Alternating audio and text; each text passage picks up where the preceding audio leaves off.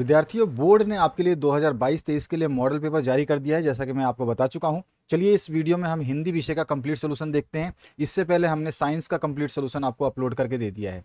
तो साइंस विषय जो भी देखना चाहते हैं वो इसी वीडियो के डिस्क्रिप्शन बॉक्स में आपके प्ले लिस्ट है, उसके अंदर आप जा करके देख सकते हैं। तो चलिए स्टार्ट करते हैं पहले क्वेश्चन से। यहाँ पर देखिए, खंड अ और ब है। अ में बहुविकल्पीय प्रश्न रहेंगे जो OMR शीट पे आपको करने होंगे, जिसके लिए आपको एक एक अंक निर्धारित होंगे और साथ ही साथ आपको 1 घंटा मिलेगा। खंड ब के जो प्रश्नों के उत्तर जो है आपको देने के लिए 2 घंटे का समय मिलेगा और सभी प्रश्नों के जो अंक है उनके सामने ही दिए गए हैं। चलिए स्टार्ट करते हैं पहले क्वेश्चन से फटाफट। बाबू गुलाब राय किस युग के लेखक थे? तो आंसर हो जाएगा हमारा शुक्ल युग। इसके बाद में चिंतामणि किस विद्या की रचना है? तो चिंतामणि जो है ये निबंध विद्या की रचना है। इसके बाद है गबन किसकी रचना है? तो गबन जो है ये आपकी मुंशी प्रेमचंद की रचना है। तो यहाँ पर फर्स्ट ऑप्शन ही करेक्ट हो जाएगा। अगले तीसरे के बाद में चौथे क्वेश्चन पे मूव करते हैं। चौथा जो क्वेश्चन है आपसे पूछा गया है, शुक्ल युग की समयावधि है? तो शुक्ल युग की समयावधि 1919 से 1938 तक की मानी जाती है। तो सेकंड ऑप्शन करेक्ट हो जाएगा। नीड़ का निर्माण फिर इस विद्या की रचना जो है कैसी है? तो इसका आंसर हो जाएगा हमारा आत्मकथा है ये। इसके बाद जो नेक्स्ट क्वेश्चन है इसमें पूछा गया छठे क्वेश्चन में, देखिए, प्रिय प्रवास किस युग की रचना है? तो प्रिय प्रवास जो है द्विवेदी युग की रचना है। इसके बाद में सातवां क्वेश्चन है, मधुशाला किसकी रचना है? तो मधुशाला जो रचना है ये हमारी है हरिवंश राय बच्चन की। उसके बाद आते हैं हम आठवें प्रश्न पे। आठवां जो प्रश्न है इसमें देखिए क्या बोला गया है। आठवां प्रश्न पूछा गया है, भारत भारती की किसकी रचना है? तो भारत भारती जो है ये रचना है मैथिली शरण गुप्त की। इसके बाद में नौवां जो क्वेश्चन है, आधुनिक काल कब से कब तक है? तो आधुनिक काल को जो हम मानते हैं 1843 से अब तक। तो फर्स्ट ऑप्शन जो है करेक्ट हो जाएगा। उसके बाद 10वें क्वेश्चन पे आते हैं जिसमें पूछा गया आपसे, मतीराम किस युग के कवि हैं? तो मतीराम जो है ये रीति काल के कवि हैं। तो चौथा ऑप्शन जो है करेक्ट हो जाएगा। इसके बाद आते हैं हम नेक्स्ट क्वेश्चन पे जो कि आपका 11वां क्वेश्चन है, हास्य रस का स्थायी भाव जो है वो क्या होता है? तो हास्य रस का स्थायी भाव जो है हास होता है। तो तीसरा ऑप्शन करेक्ट हो जाएगा। सुहत ओढ़ पीत पट श्याम सलोने गात, यहाँ पर जो आपकी पंक्तियां दी गई हैं इस पंक्तियों में बताना है कि कौन सा अलंकार निहित है। तो हमारा जो अलंकार इसमें निहित है वो हो जाएगा हमारा उत्प्रेक्षा अलंकार। ठीक है, इसमें मनो आने की वजह से उत्प्रेक्षा अलंकार जो है लिया गया है। इसके बाद में 13वां जो क्वेश्चन है उसकी बात करते हैं। 13वां क्वेश्चन है आपसे, रोला छंद में कितने चरण होते हैं? तो रोला छंद में जो है 4 चरण होते हैं। इसके बाद में आकर्षण शब्द में किस उपसर्ग का प्रयोग किया गया है? तो आकर्षण शब्द में जो है आ का उपसर्ग जो है प्रयोग किया गया है। इसके बाद जो 15वां क्वेश्चन है उसकी बात करते हैं। 15वें क्वेश्चन में आपसे क्या पूछा गया है, प्रत्यय कितने भेद होते हैं प्रत्यय के? तो प्रत्यय के जो है 2 भेद होते हैं, आपको अच्छी तरह से पता है। इसके बाद में नेक्स्ट जो है 16वां क्वेश्चन, पीताम्बर में कौन सा समास है? तो पीताम्बर में जो है आपका कर्मधारय समास है। इसके बाद 17 नंबर जो क्वेश्चन है, आंसू का तत्सम रूप क्या होता है? तो आंसू को तत्सम रूप में हम जो है संस्कृत भाषा में अश्रु लिखते हैं और जिसको हिंदी में भी उपयोग किया जाता है। वो शब्द जिनको संस्कृत से उठा करके ज्यों का त्यों रख दिया गया है हिंदी शब्दों में, उन्हें हम तत्सम शब्द कहते हैं। अगला जो 18वां क्वेश्चन है, 18वें क्वेश्चन में आपसे क्या पूछा गया है, यण संधि का सूत्र है? तो यण संधि का जो सूत्र है योको यणची है। तो यहाँ पर थर्ड ऑप्शन जो है ये आपका करेक्ट हो जाएगा। उसके बाद में 19वां जो क्वेश्चन है, फलस्य शब्द का वचन एवं विभक्ति आपको बताना है। तो फलस्य शब्द में जो है आपका षष्ठी विभक्ति और एक वचन है। तो पहला ऑप्शन जो है इसमें करेक्ट हो जाएगा। और 20वां प्रश्न है जो अपठत धातु का वचन एवं पुरुष जो आपको बताना है। तो अपठत धातु में आपका प्रथम पुरुष और एक वचन है। तो सेकंड ऑप्शन आपका करेक्ट हो जाएगा। आते हैं बड़े क्वेश्चनों की तरफ जिसमें आपका निम्नलिखित गद्यांश पे आधारित प्रश्नों के उत्तर देने हैं। तो यहाँ पर जो है ये रेखांकित अंक अंश जो है इसकी व्याख्या भी करनी है, सब कुछ इसमें दिया है। सबसे पहले आपको गद्यांश का संदर्भ लिखना है। तो ये जो है आपका मित्रता नामक पाठ से लिया गया है और इसके जो लेखक हैं वो रामचंद्र शुक्ल हैं, ये आप बता दोगे। उसके बाद में गद्यांश की रेखांकित अंश की व्याख्या करनी है। तो इसमें हमने व्याख्या कर दी है। प्रत्युष गद्यांश में आचार्य रामचंद्र शुक्ल कहते हैं कि मित्रता के लिए स्वभाव और समान रुचि वालों में ही परस्पर मित्रता हो सकती है, यह मानना उचित नहीं है। विपरीत स्वभाव और विपरीत रुचि रखने वालों में भी घनिष्ठ मित्रता हो सकती है। लोग विभिन्नता देख करके भी परस्पर एक दूसरे की ओर आकर्षित होते हैं। जैसे दुर्बल व्यक्ति उत्साही की तरफ और बलवान की तरफ होता है, जो दुर्बल व्यक्ति होता है उत्साही और बलवान की तरफ आकर्षित होता है, इसी तरह से दुखी व्यक्ति जो है प्रसन्न चित्त व्यक्ति की तरफ आकर्षित होता है। ये हमने कर दी व्याख्या।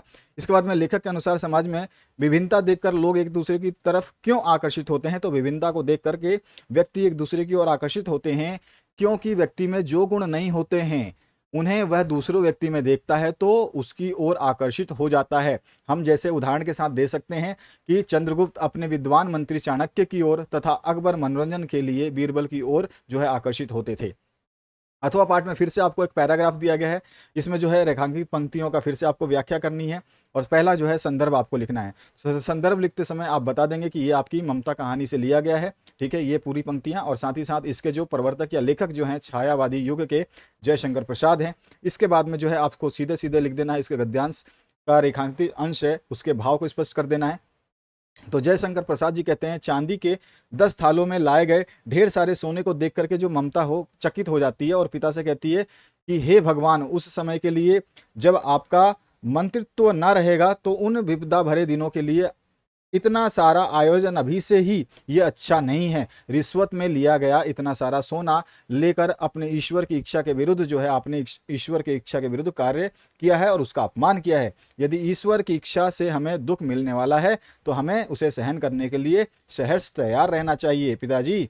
और मंत्रित्व ना रहने पर भी हमें पेट भरने के लिए कम से कम भीख तो मिल ही जाएगी। इस रिश्वत की अपेक्षा तो भीख मांगकर जीवित रहना अधिक उचित होगा। इस पृथ्वी पर उस समय भी बहुत से हिंदू ऐसे होंगे जो हम ब्राह्मणों को 2 मुट्ठी अनाज भीख में दे देंगे। तो इस तरह से ये रेखांकित अंश की आपको व्याख्या कर देनी है। ममता द्वारा किस कार्य को ईश्वर की इच्छा के विरुद्ध बताया गया है? तो ममता द्वारा जो है रिश्वत लेना जो है ईश्वर के इच्छा के विरुद्ध बताया गया है, ठीक है। तो ये हमने लिख दिया है। इसके बाद जो है नेक्स्ट पार्ट, इसमें आपका अब पद्यांश है, इस पद्यांशों को पढ़ करके जो रेखांकित अंश है इनकी भी व्याख्या करनी होगी। तो सबसे पहले संदर्भ बता देना है। तो संदर्भ में आप बता दोगे काव्य खंड का जो पद है उसमें जो आपका पद शीर्षक है उससे उद्धत है और इसके रचयिता जो है सूरदास हैं। उसके बाद में रेखांकित अंश की व्याख्या करनी है। तो प्रस्तुत पद्यांश में जो है सूरदास अपने आराध्य श्री कृष्ण के कमल के समान सुंदर चरणों की वंदना करते हुए कहते हैं कि अगर मेरे श्री कृष्ण की कृपा से बहरा सुनने लगता है और गूंगा फिर से बोलने लगता है तो सूरदास जी आगे श्री कृष्ण की महिमा का वर्णन करते हुए कहते हैं कि श्री कृष्ण के चरण कमलों की कृपा हो जाए तो भिखारी भी जो है राजा बन जाए और अपने सिर पर मुकुट धारण कर ले, अर्थात गरीब भी अमीर हो जाता है। इसके बाद में उपयुक्त पंक्तियों में कौन सा अलंकार है? तो इनकी पंक्तियां जो आपने अभी ऊपर पढ़ी हैं इन पंक्तियों में बहुत सारे अलंकार निहित हैं। पहला जो आपका पुनरुक्ति प्रकाश अलंकार है, अनुप्रास अलंकार भी है और रूपक अलंकार भी यहाँ पे देखने को मिलता है। अथवा पाठ में जो है फिर से आपको एक पद्यांश दिया गया है, इसमें भी रेखांकित अंश है और इस रेखांकित अंश का जो है आपको व्याख्या करनी होगी।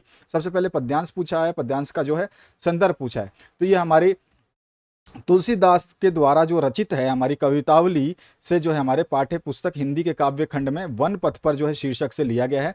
और यहाँ पर जो है रेखांकित अंश की व्याख्या हम अगर करते हैं तो उपयुक्त पंक्तियों में तुलसीदास जी कहते हैं, सीता जी के संकेत को समझकर सभी सखियां जो है सीता जी की वो राम के सौंदर्य को एकटक देखती रहती है और अपने नेत्रों का जो है वो लाभ प्राप्त करती हैं। उस समय ऐसा प्रतीत हो रहा होता है जैसे मानो प्रेम के सरोवर में राम रूपी सूर्य का उदय हो गया हो और ग्राम वधुओं के नेत्र रूपी कमल की सुंदर कलियां खिल गई हो। ये है आपके लाइन का अनुवाद। अब इसके बाद में जो है अनुराग तथा तड़ाग तथा मनुमंजल कुंजली, इसमें अलंकार आपको बताना है। तो इसमें देखो आपको 3 अलंकार देखने को मिलेंगे, एक तो रूपक है, एक उत्प्रेक्षा है और एक अनुप्रास अलंकार है। इसके बाद जो है आपका जो रेखांकित लाइन है इसी का जो है पूछा गया है, इसमें कौन कौन सा अलंकार निहित है। इसके बाद जो है नेक्स्ट क्वेश्चन, इसमें आपको संस्कृत में जो है पद्यांश दिया गया है, इसको हिंदी में आपको अनुवाद करना है और साथ साथ में इसका संदर्भ भी लिखना है। संदर्भ आप लिख देंगे कि आपका संस्कृत परिचायिका में वाराणसी जो पाठ है आपका उससे लिया गया है, ठीक है, ये चीज़ आप बता देंगे। और उसके बाद में जो है इसमें बता देंगे कि वाराणसी नगरी जो है उसकी शोभा का इसमें वर्णन किया गया है। अनुवाद यह है कि यह नगरी जो है भारतीय संस्कृति और संस्कृत भाषा की केंद्र स्थली है और यहीं से संस्कृत वाणी का और संस्कृत का प्रकाश चारों ओर फैला। मुगल युवराज दारा शिकोह ने यहाँ आकर के भारतीय दर्शन शास्त्रों का अध्ययन किया। यहाँ पर फैला के बाद में यहाँ पे फुल स्टॉप लगा देना, फुल स्टॉप नहीं लगा हुआ है।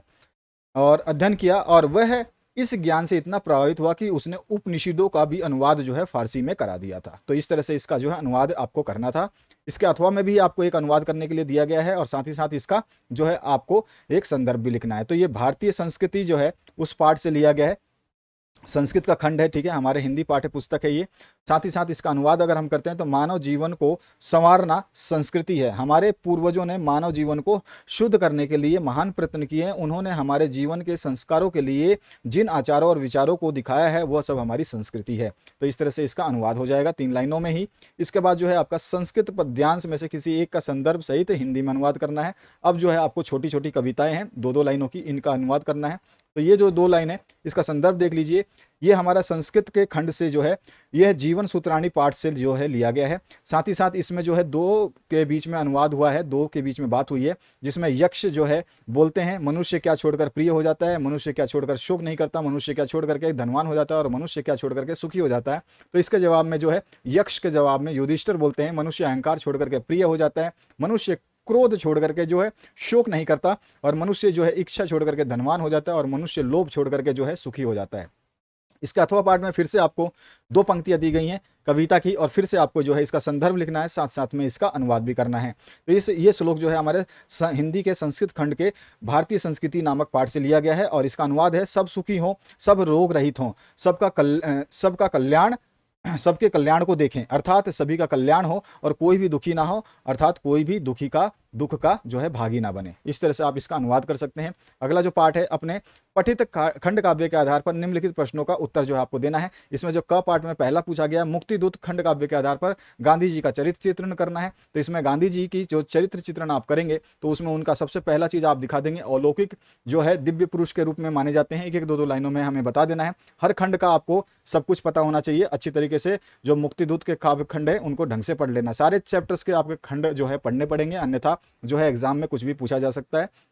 साथ ही साथ वो महान देशभक्त थे इसके बारे में बता देंगे, और जो हरिजनों के जो है बहुत ज़्यादा दलित और असहाय लोगों के लिए जो है वो क्या थे, एक सहायक पुरुष थे। साथ ही साथ हिंदू मुस्लिम एकता के समर्थक थे, और इसके बाद में मातृभक्त तो थे ही थे जिन्होंने आज़ादी के लिए काफ़ी कुछ किया, और साथ ही साथ भारत के मुक्ति दूत भी माने जाते हैं, और मानवीय गुणों से वो भरपूर थे। तो ये सारी की सारी उनकी चारित्रिक विशेषताएं हैं जो पॉइंट टू पॉइंट मैंने आपको बता दी हैं। इसके बाद में मुक्ति दूत खंड काव्य के चतुर्थ सर्ग का कथानक अपने शब्दों में लिखना है। तो मैंने अपने शब्दों में जो है यहाँ पर दे दिया है, आप इनको पढ़ लोगे तो आपको समझ में आ जाएगा, आसानी से इसको पढ़ लेना, बहुत ईजी लैंग्वेज में लिखा गया है। इसके बाद जो है ज्योति जवाहर खंड काव्य की कथा वस्तु जो है संक्षेप में लिखनी है। तो ज्योति जवाहर कथा वस्तु जो हमने संक्षेप में लिख दिया है, इसको भी आप वीडियो को पॉज करके आराम से पढ़ लेना। जहाँ जो चीज़ बताने वाली होगी समझाने वाली होगी वहाँ पे बता दूंगा। ये केवल हिंदी में लिखा हुआ और हिंदी आपको अच्छी तरह से आती है। इसके बाद में ज्योति जवाहर खंड काव्य के आधार पर जो है आपको जवाहरलाल नेहरू का चरित्र चित्रण करना है। तो जवाहरलाल नेहरू का चरित्र चित्रण में युगावतार के रूप में उनका कर सकते हो, महान वीर के रूप में बता सकते हो, भावनात्मक एकता के रूप में उनका जो है चरित्र बता सकते हो, और त्याग की भावना भी है उनके चरित्र में, ये भी बता सकते हो। तो ये सारे पॉइंट आपको बताते चलना है। साथ साथ में मेवाड़ मुकुट खंड काव्य के द्वितीय सर्ग लक्ष्मी का सारांश जो है आपको द्वितीय सर्ग का जो है सारांश लिखना है सिंपली। तो द्वितीय सर्ग में जो जो हुआ है, जो आप जान सकते हैं या जो बता सकते हैं वो लिखना है। तो हमने यहाँ पर सब कुछ जो है द्वितीय सर्ग के बारे में लिख दिया है। इसके बाद आते हैं हम नेक्स्ट पार्ट की तरफ। तो नेक्स्ट पार्ट में आपसे पूछा गया मेवाड़ मुकुट खंड काव्य के आधार पर दौलत का जो है चरित्र चित्रण करना है। तो दौलत का चरित्र चित्रण करते समय हमने बता दिया है कि उसमें क्या क्या विशेषताएं थी, जो कि दरबारी जीवन से घृणा करता था, उसके बाद में वन जीवन के प्रति अनुराग, साथ साथ में महाराणा के प्रति श्रद्धा, उसके बाद में है शक्ति सिंह के लिए प्रेम, और आप जो है संक्षेप में उसको लास्ट में जो है 1-2 लाइनों में और समझा सकते हैं। बाकी आपकी मर्जी है, कम ज़्यादा आप अपनी मर्जी से लिख सकते हैं। हमने मिनिमम जो जितने अंकों की आवश्यकता है और जितने लाइनों की आवश्यकता है उतने ही लिखे हैं। इसके बाद में अगर पूजा खंड काव्य की कथा वस्तु संक्षेप में आपको लिखनी है। तो अगर पूजा नामक खंड काव्य जो है ये 6 सर्गों में विभक्त आप जानते हैं, और हर जो है कथा वस्तु लिखने के लिए आपको हर सर्ग का पता होना चाहिए। 6 सर्ग है तो 6 सर्गों के बारे में पता होना चाहिए। कोई भी एग्जामिनर जो है आपसे किसी भी सर्ग के बारे में पूछ सकता है, साथ ही साथ सारे सर्ग के बारे में भी पूछ सकता है संक्षेप में।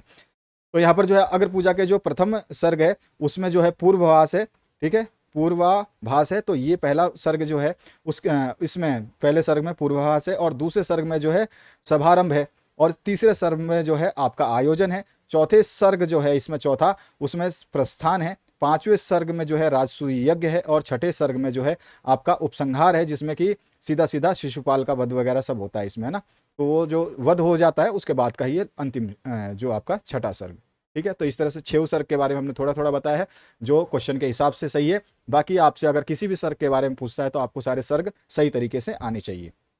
अगला जो है आपका क्वेश्चन अगर पूजा खंड काव्य के आधार पर युधिष्ठिर का चित्रांकन करना है, तो युधिष्ठिर का चित्रांकन यानी कि उसका चरित्र बताना है आपको। तो उसका चरित्र में पहली चीज आपको विनम्र स्वभाव जो है उसका बताएंगे कि विनम्र स्वभाव था उसका, आदर्श शासक था, साथ ही साथ धार्मिक तथा सत्य प्रेमी था, उसके अलावा उदार हृदय था उसका। ये चीजें बता करके आप जो है इसको समाप्त कर सकते हैं। इसके बाद जो है आपका नेक्स्ट पार्ट में पूछा गया है जय सुभाष खंड काव्य के आधार पर नायक का चरित्र चित्रण करना है। तो इसके जो नायक हैं वो नायक के चरित्र चित्रण कर देना है। तो यहाँ पर देखिए नायक जो है सुभाष का जो हम पहला बताएंगे, कुशाग्र बुद्धि एवं प्रखर प्रतिभाशाली थे, और दूसरा जो है स्वाभिमानी साहसी और निर्भीक थे। इसके बाद में तीसरा जो हम बता सकते हैं उनके चरित्र के बारे में, महान देशभक्त और स्वतंत्रता प्रेमी थे। और उसके बाद में हम चौथे में बता सकते हैं उत्साह की प्रतिमूर्ति और वीरता और थी उनके अंदर, मतलब यहाँ से यहाँ तक लिख देंगे आप, उत्साह की प्रतिमूर्ति थे। और पांचवें में हम लिख सकते हैं जनता के प्रिय नेता भी थे और ओजस्वी वक्ता भी थे। तो ये सारे उनके चरित्र की विशेषताएं हैं जिनको हम छोटे छोटे 2-2, 3-3 लाइनों में समझा सकते हैं एग्जामिनर को। इसके बाद जो है जय सुभाष खंड काव्य के प्रथम सर्ग। अब इसमें प्रथम सर्ग पूछा है तो किसी भी सर्ग का पूछ सकता है, तो इस तरह से आपको थोड़ा सा ध्यान रखना है।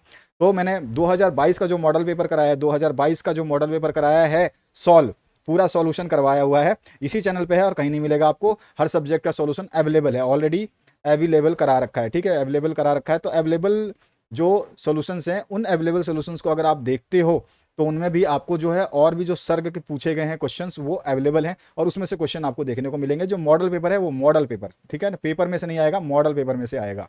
मॉडल पेपर 2022 में से क्वेश्चन आएंगे, तो इसलिए मॉडल पेपर 2022 को पढ़ लेना। लेकिन 2022 के क्वेश्चन पेपर में से कोई भी क्वेश्चन नहीं आएगा। बहुत सारे चैनल्स ने आपको 2022 के पेपर्स को सॉल्व करवा के दिखाया है कि ये देखो ऐसा आएगा, ऐसा आएगा, ऐसा आएगा, हुबहू आएगा। बहुत लोगों ने, बहुत सारे चैनल्स थे यूपी बोर्ड के विद्यार्थियों के लिए, उन्होंने पेपर डिजाइन कर दिए थे, अपनी तरफ से पेपर बना बना के डाल दिए थे कि ऐसा आएगा पेपर, वैसा आएगा। ऐसा कुछ भी नहीं हुआ, और कभी भी कोई भी बोर्ड के बारे में नहीं जानता है, बोर्ड जब तक रिलीज नहीं करेगा कोई भी ज्ञानी नहीं बन सकता।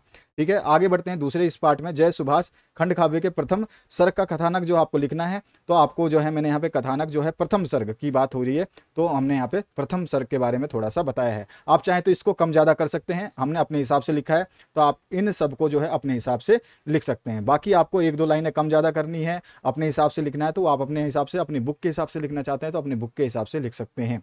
अगला जो पार्ट है आपका च पार्ट, मातृभूमि के लिए खंड काव्य के संकल्प सर्ग का जो है आपको सारांश लिखना है। तो संकल्प सर्ग जो है उसका सारांश हमने छोटे से छोटा करके जो है यहाँ पे लिखा हुआ है। इसके बाद में आता है इसका दूसरा पार्ट, जिसमें मातृभूमि के लिए खंड काव्य के आधार पर चंद्रशेखर आजाद का चरित्र चित्रण करना है। तो उनका जब चरित्र चित्रण करेंगे तो उनके चरित्र की विशेषता बताते हुए अद्भुत संगठनकर्ता थे, ये पहली विशेषता बता देंगे उनके चरित्र की। प्रभावशाली व्यक्तित्व था, दूसरी विशेषता हो जाएगी। तीसरा महान स्वतंत्रता सेनानी थे। कई तो आपको मैं बता दूं चारित्रिक विशेषताएं जब आप किसी का भी लिखते हैं तो जो महान अगर स्वतंत्रता सेनानी है, महान व्यक्तित्व है, ठीक है, ये सारी चीजें, वीर बलिदानी, ये सारी चीजें आप किसी में भी किसी भी नेता के ऊपर डाल सकते हो, तो आपको ज्यादा दिक्कत नहीं होगी। बस शब्दों को ध्यान रखना कि इसमें जो शब्द यूज किए जा रहे हैं वहां पे वो शब्द यूज नहीं करना। मतलब हेडलाइन तो आप ये यूज कर सकते हो, जो भी आपसे किसी के भी चरित्र के बारे में, चाहे महात्मा गांधी का पूछा जाए, आजाद का पूछा जाए, सुभाष का पूछा जाए, किसी का भी, ठीक है, ध्यान रखना। तो बलिदानी वीर के रूप में आप बता सकते हैं। उसके बाद में जो है आप छोटा सा निष्कर्ष में आप चाहें तो 1-2 लाइनें लिख सकते हैं, ना लिखें तो भी चल जाएगा। इसके बाद जो है नेक्स्ट पार्ट, इसमें आपका कर्ण खंड काव्य के धूत सभा में जो है आपका द्रौपदी के सर्ग का जो है सारांश लिखना है। तो धूत सभा में जो भी हुआ था उसका जो है कौन सा, द्रौपदी सर्ग का सारांश लिखना है धूत सभा में, ठीक है। तो यहाँ पे द्वितीय सर्ग में जो है आपको बताना है, ठीक है, उसको पूरा का पूरा हमने यहाँ डिस्क्राइब किया है, कम से कम शब्दों में जो है यहाँ पे लिख करके आपको जो है पूरा बता दिया है। इसके बाद जो दूसरा प्रश्न है अगला, कर्ण खंड काव्य के आधार पर श्री कृष्ण का चरित्र चित्रण आपको करना है। तो कर्ण खंड काव्य जो है इसके आधार पर जो है आप बता सकते हैं कि श्री कृष्ण क्या थे, तो ये कूटनीतिज्ञ थे, तो ये इनका चरित्र चित्रण में सबसे बड़ी विशेषता थी। उसके बाद में परिस्थितियों के मर्मज्ञ थे। उसके अलावा जो है पांडवों के ये रक्षक थे, उनके चरित्र की विशेषताएं हैं, और पराक्रम और प्रेमी थे, साथ ही साथ मायावी तो थे ही थे। तो इस तरह से आप पांचों विशेषताओं को समझा सकते हैं, और भी विशेषताएं लिख सकते हैं लेकिन ज्यादा आवश्यक नहीं है। इसके बाद में करमवीर भरत खंड काव्य के आधार पर केकई का चरित्र चित्रण आपको करना है। तो केकई का जो भी चरित्र था उसके बारे में आपको लिखना है। इसमें पहला जो हमने बताया है, युद्ध निपुण वीरांगना थी, क्योंकि केकई जो है साथ साथ में दशरथ के युद्ध लड़ती थी। आदर्श माता थी साथ साथ में। इसके बाद में है राजनीति में वो कुशल थी, पूरे प्रजा को संभाल सकती थी, और अपराध स्वीकार करने वाली, यानी कि खुद में अगर कोई कमी है, गलती है, तो उसको भी स्वीकार करती थी। तो इस तरह से जो है ये आप आंसर देख सकते हैं। अगला जो पार्ट है, करमवीर भरत खंड काव्य के अगमन सर्ग की कथा वस्तु आपको लिखनी है। तो अगमन सर्ग जो है उसकी कथा वस्तु हमने संक्षेप में लिखी है, ठीक है। दूतों का ननिहाल पहुंचना एवं भरत की शंका, एक तो ये है पहला पार्ट इसमें। दूसरा जो है भरत का प्रस्थान। तीसरा जो है अयोध्या, ठीक है, अयोध्या प्रवेश, और उसके बाद में आपका अयोध्या का सूनापन। इसके बाद में है राजगृह की दशा। ये इंपॉर्टेंट पॉइंट हैं जिनको डालना ही डालना है आपको, अन्यथा जो है नंबर कटते हैं। तो इस चीज़ों को जो जो आपको मैं बता रहा हूँ, जिस हिसाब से बता रहा हूँ, इसी हिसाब से आप चीज़ों को लिखेंगे। इसके बाद आते हैं हम तुमुल खंड काव्य के आधार पर लक्ष्मण का चरित्र चित्रण आपको कर देना है। तो लक्ष्मण का चरित्र चित्रण पूछा गया है, तो यहाँ पर जो है एक नायक के रूप में आप उसको बता देंगे, अदित्य सौंदर्यशाली लक्ष्मण के रूप में बता देंगे, अतुल्य शक्ति संपन्न के रूप में आपकी उसके चरित्र को बता देंगे, साथ साथ में विनम्र और शीलवान भी बता देंगे, शत्रुओं को परास्त करने वाले के रूप में भी आप व्याख्यान कर देंगे, क्योंकि दो दो लाइनों में आपको करना है।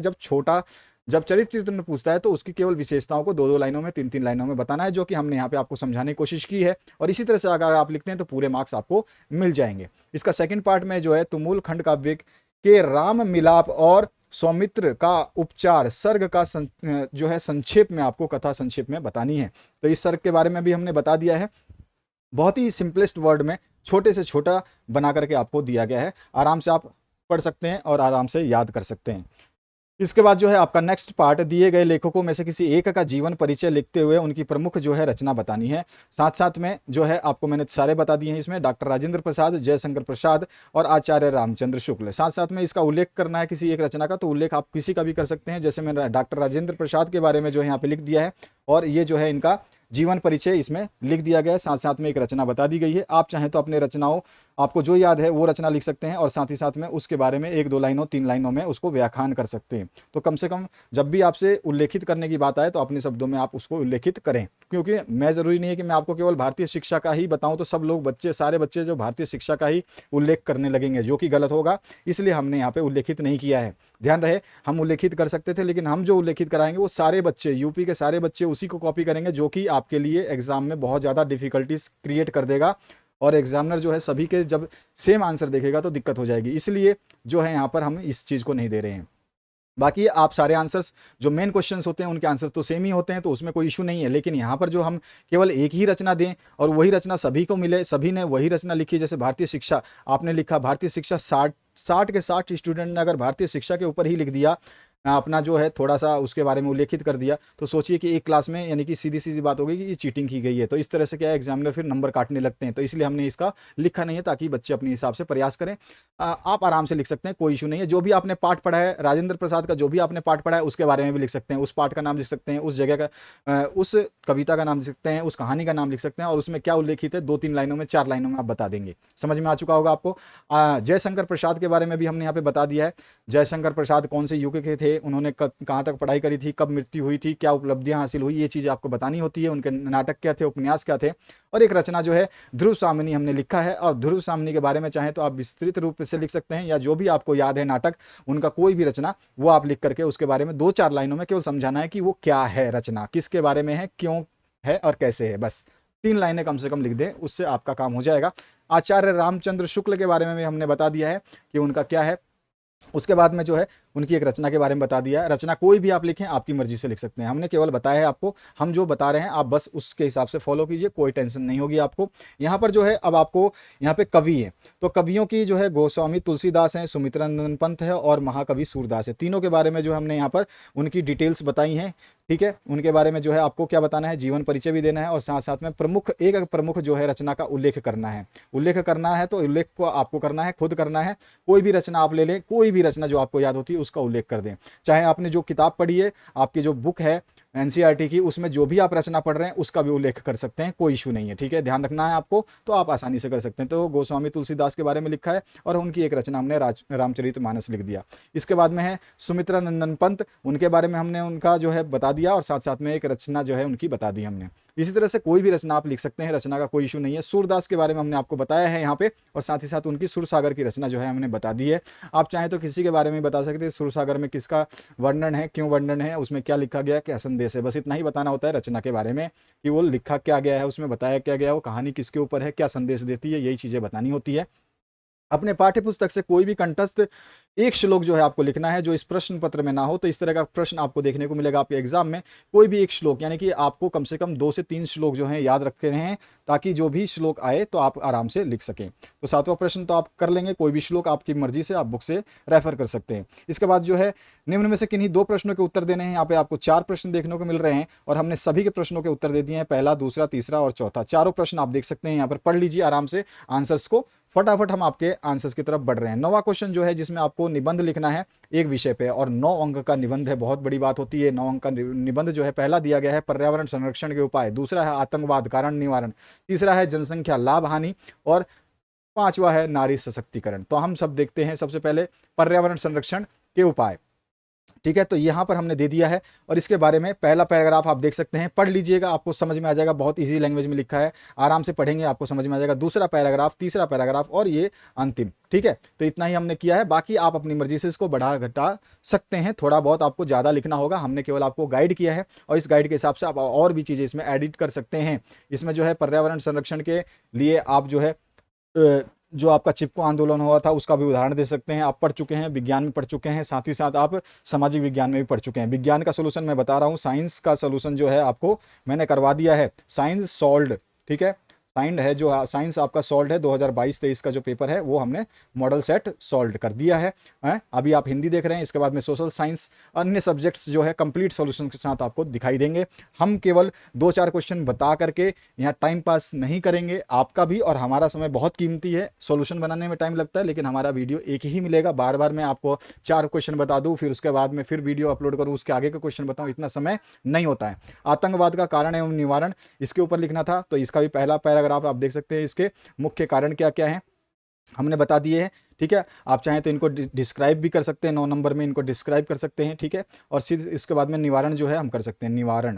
ठीक है, तो निवारण जो है निवारण कर देंगे, तो निवारण में भी आप पैराग्राफ अपना आसानी से लिख सकते हैं। अगला जो है हमारा जनसंख्या वृद्धि लाभ और हानि, तो जनसंख्या वृद्धि के लाभ और हानियाँ हम बताएंगे। तो यहाँ पर जनसंख्या वृद्धि है, उसके पहले लाभ बता दिए हमने पॉइंट टू पॉइंट, आप देख सकते हैं सारे पॉइंट टू पॉइंट, ये लाभ है।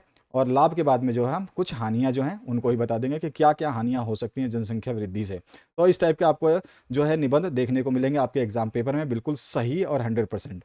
नारी सशक्तिकरण, इसके बारे में भी हमने लिख दिया है यहाँ पर, आप देख सकते हैं। और ये जो है आपको पहला पैराग्राफ आपको ये देखने को मिल रहा है नारी सशक्तिकरण का, और दूसरा पैराग्राफ आपको ये, और तीसरा जो है ये, और चौथे में हम अंत कर रहे हैं। तो इस तरह से ये आपका सोल्यूशन हुआ पूरे हिंदी पेपर का, मॉडल पेपर का। इसके बाद जो है आपका दूसरा सब्जेक्ट जारी हो जाएगा। अभी तक हमने 2 सब्जेक्ट को सॉल्व करवा दिया है, बाकी सब्जेक्ट्स जो है आज आपको मिल जाएंगे। तो आशा करता हूँ इस वीडियो को आपने देख लिया होगा, अच्छी तरीके से समझ लिया होगा। साथ ही साथ में महत्वपूर्ण सूचना ये है कि हिंदी और अंग्रेजी माध्यम के स्टूडेंट जो भी हैं उनके लिए साइंस के PDF notes free of cost available हैं। डिस्क्रिप्शन बॉक्स में लिंक है, वहाँ से आप PDF डाउनलोड कर सकते हैं। 1 से लेकर के 16 चैप्टर सारे के सारे अवेलेबल हैं उस लिंक में, और इस लिंक को जो है मैं इस वीडियो के डिस्क्रिप्शन बॉक्स में भी दे रहा हूँ, वहाँ से आप डाउनलोड कर सकते हैं। आप इसको शेयर करना ना भूलें, बाकी आप लाइक या सब्सक्राइब ना करें, लेकिन शेयर जरूर कर दें, दूसरे स्टूडेंट तक जरूर पहुंचाएं, ताकि उनकी भी मदद हो पाए, वो भी लोग भी सोल्यूशन के लिए जो है परेशान हो रहे होंगे। Thank you very much, have a good day.